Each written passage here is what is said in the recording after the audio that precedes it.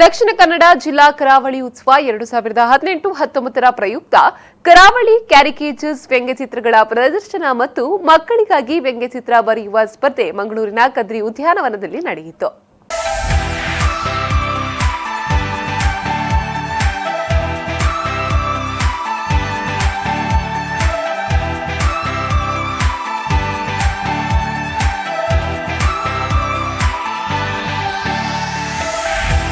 December 28, 29 ಹಾಗೂ 30ರಂದು 3 ದಿನಗಳ ಕಾಲ ನಡೆಯಲಿರುವ ಕರಾವಳಿ ಕ್ಯಾರಿಕೇಚರ್ ವ್ಯಂಗ್ಯಚಿತ್ರಗಳ ಪ್ರದರ್ಶನ ಮತ್ತು ವ್ಯಂಗ್ಯಚಿತ್ರ ಬರೆಯುವ ಸ್ಪರ್ಧೆಗೆ ಕರಾವಳಿಯ ಜನತೆಯಿಂದ ಉತ್ತಮ ಪ್ರತಿಕ್ರಿಯೆ ದೊರಕಿದ್ದು ಅನೇಕ ಮಂದಿ ವಿದ್ಯಾರ್ಥಿಗಳು ಉತ್ಸಾಹದಿಂದ ಪಾಲ್ಗೊಂಡಿದ್ರು.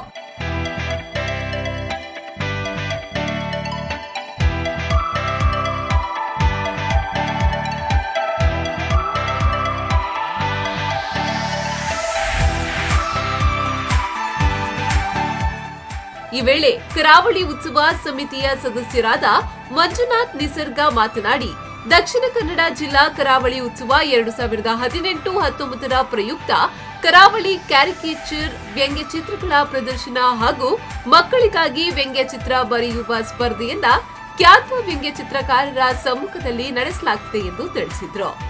ಕರಾವಳಿ ಉತ್ಸವ 2018-19 ಸಲುವಾಗಿ ಕದ್ರಿ ಉದ್ಯಾನವನದಲ್ಲಿ ಕರಾವಳಿ ಕ್ಯಾರಿಕೇಚರ್ಸ್ ನಮ್ಮ ಜಿಲ್ಲೆಯ ಪ್ರತಿಷ್ಠಿತ ವ್ಯಂಗ್ಯಚಿತ್ರ ಕಲಾವಿದರಿಂದ ಕ್ಯಾರಿಕೇಚರ್ ಪ್ರದರ್ಶನವನ್ನು ಆಯೋಜಿಸಿದ್ದೇವೆ ಉತ್ಸವ ಸಮಿತಿ ಪರವಾಗಿ.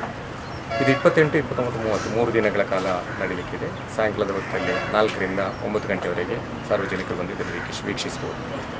ಇವತ್ತಿನ ಉದ್ಘಾಟನೆಯನ್ನು ನಮ್ಮ ಮಾನ್ಯ DDPI ಆದಂಥ ಶಿವರಾಮಯ್ಯ ಅವರು ನೆರವೇರಿಸಿದ್ದಾರೆ. ಈಗ ಮಕ್ಕಳಿಗೆ ವ್ಯಂಗ್ಯಚಿತ್ರ ಬರೆಯುವಂಥ ಒಂದು ಸ್ಪರ್ಧೆಯನ್ನು ಆಯೋಜಿಸಿದ್ದೇವೆ. 3 ಕೆಟಗರಿಯಲ್ಲಿ ಇದು ಸ್ಪರ್ಧೆ ನಡೆಯಲಿಕ್ಕಿದೆ.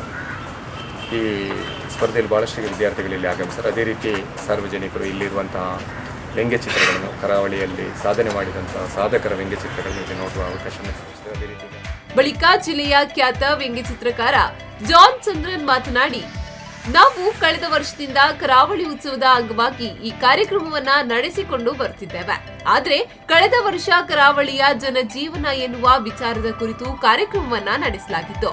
ಈ ವರ್ಷ ಕರಾವಳಿಯ ಪ್ರಸಿದ್ಧ ವ್ಯಕ್ತಿಗಳ ಕ್ಯಾರಿಕೇಚರ್ಗಳನ್ನ ಪ್ರದರ್ಶನಕ್ಕೆ ಇರಿಸಲಾಗಿದೆ ಎಂದು ಹೇಳಿದ್ರು. ಕಳೆದ ವರ್ಷ ಕರಾವಳಿಯ ಜನಜೀವನ ಅನ್ನುವಂಥ ವಿಷಯದ ಬಗ್ಗೆ ಇಲ್ಲಿ ಪ್ರದರ್ಶನವನ್ನು ಮಾಡಿದ್ದೆವು, ಕಾರ್ಟೂನ್ ಪ್ರದರ್ಶನ.